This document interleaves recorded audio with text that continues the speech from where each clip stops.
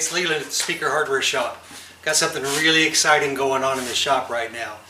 Duke Lejeune, the award-winning designer of the Swarm subwoofer series, has designed an exclusive line of subwoofers for speaker hardware. If you're in a home theater or just want some solid performing bass for your home audio system, you need to look at these. They come in three sizes, a 32-inch, a 24-inch, and a 42-inch. They're all on a 14-inch footprint, a vertical format with down-firing ports. There's two driver options, a Dayton RSS-12 and a Chiare-12. The Dayton will give you a lower end, the Chiare will give you more punch. In the 42-inch, the Dayton will give you 16 hertz for you home theater guys out there if you really want to rumble the walls. These are a brilliantly designed, simple to assemble subwoofer that I'm really excited to offer. Duke just knocked it out of the park with these, and they're called the Duke 24, the Duke 32, and the Duke 42. They'll be up there up on the Speaker Hardware website right now, and we're going to go through how to assemble a Duke 32. All of them assemble basically the same way, using Speaker Hardware's famous plug-and-play assembly using biscuits and pocket screws. So let's get started. Here's what you get in the flat pack kit. All the parts pre-cut, precision pre-cut. As you can see, they're all biscuit cut and pocket screwed for easy assembly.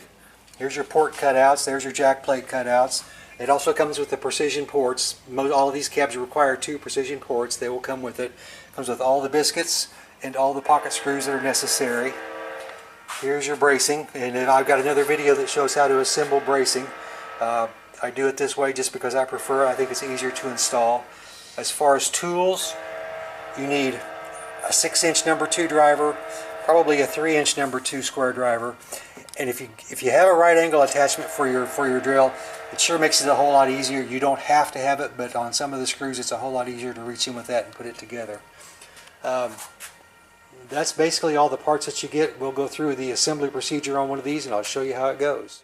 I'm not going to glue, I'm just going to dry fit this, but you would run a bead of glue all the way along and make sure you get glue into the pockets for your biscuits. And then you need to put glue in these pockets. You don't need to run a full bead, but you need to put glue in these pockets because you can use Tight Bond number 2 for this cab. It'll work just fine. The glue causes the biscuits to swell and makes for a stronger joint. So fit that into place and then put one side on.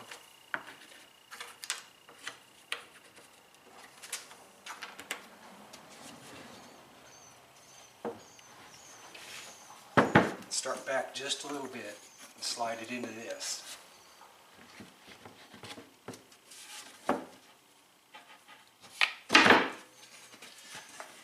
Just like that. And then you would drive some pocket screws. I'm going to drive a couple just to kind of hold everything in place while we're assembling the rest of the box.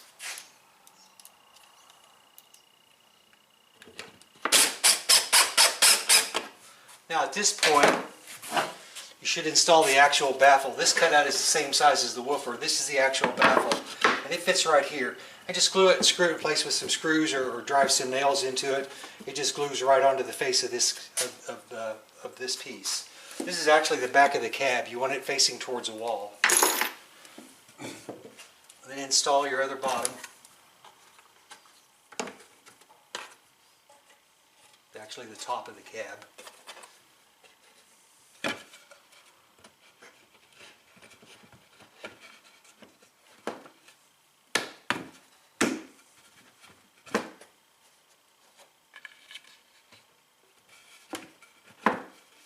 One screw in that.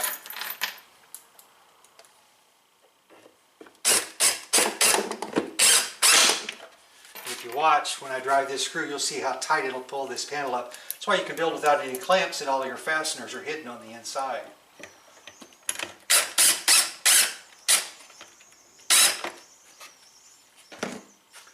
So at this point, I would stop and install the ports. The port tubes inside this cab are real long. They're like 2 feet long, depends upon which one you get. So they go just like this, but in order to make it easy to get to, this is the time that I would do that. And what you want to do is just mount this piece, put this in, and then use use like Gorilla Tape or duct tape and duct tape this. And duct tape the next joint. And that'll hold that rigid inside that box. You could put a little tie around here if you like, but it's really not necessary. It's not like a Pro Box where it's going to get hauled around. It can free float inside, and there's two of them. There's one on each side, and you should probably go ahead and install your jack plate right now while you're at it. So once you get your ports installed, then you can go ahead and put in the other side.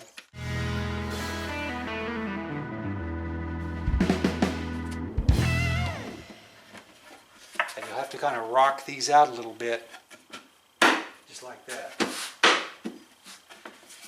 At this point, you would go through and drive all of your pocket screws and install the back last. And then it's pretty obvious. You just put your biscuits in here and drop your back on. To get to these pocket screws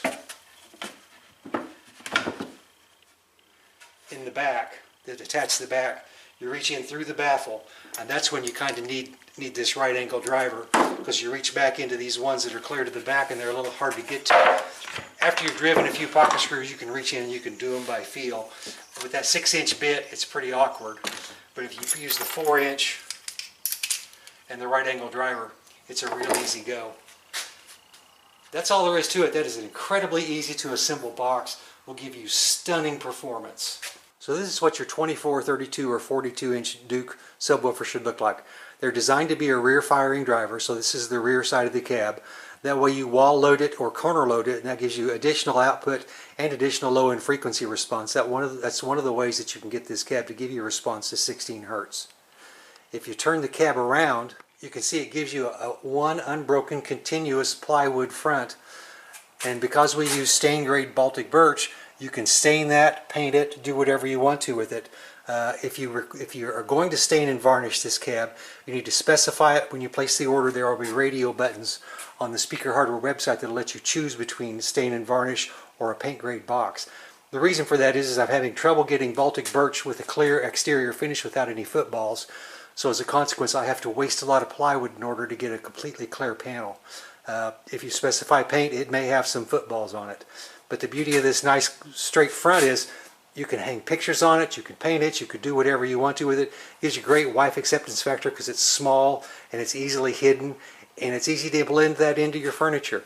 If you look at the sides, there's where you see all your joint lines. The box will stand on 1.5-inch rubber feet that will come with it. You're more than welcome to substitute spikes, but that 1.5-inch height is critical. That is the correct dimension that they have to be off the floor. So that's the Duke subwoofer. I'm really excited about these. This is a great subwoofer designed by one of the premier designers in the world. You can see it at speakerhardware.com. Just click on Speaker Designers and find Duke's name, and it'll take you right to it. As always, I appreciate you watching my videos and liking them, and subscribe to my channel. Hopefully I'll have some more woodworking tips up here for you before too long. Thanks for watching.